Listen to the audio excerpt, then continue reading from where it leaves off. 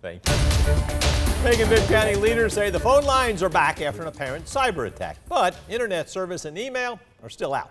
That outage caused problems for some people trying to do business with county departments. Anthony Montalto tells us what offices are feeling the most impact.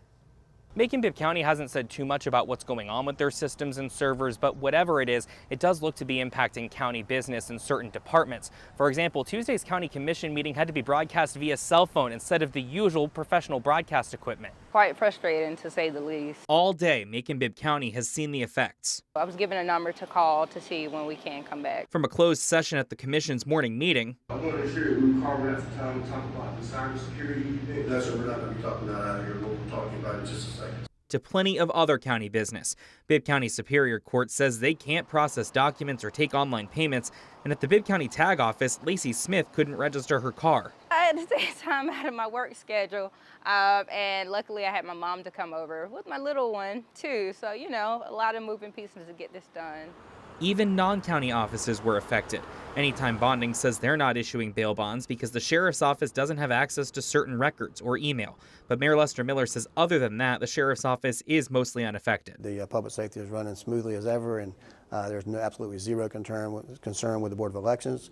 We're just going to work through the process with our emails and our phones right now. So we have more to say later on that, but right now I think we're in a great place. Now, I did ask the mayor if we're looking at a potential ransom attack or some other malicious act, but he says right now they're not entirely sure. They just know that there might have been a data breach and they're moving forward with what he calls extreme caution. In Macon, Anthony Montalto, 13 WMAC News.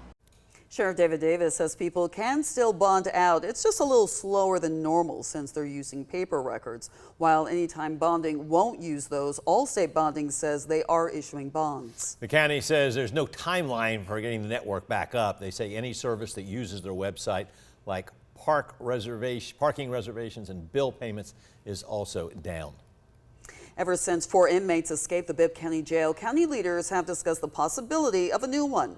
Today, those discussions got a little more clear. The commission okayed several land purchases, some on Lower Poplar Street.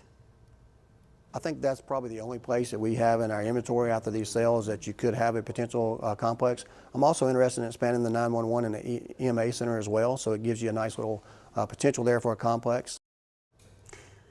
Mayor Miller and Sheriff David Davis agree the county needs a new jail. They've spent millions in the past couple of years to improve security and safety problems at the current jail on Oglethorpe Street. So far, the county hasn't officially designated Lower Poplar as the site, and there's no timeline for when that might happen.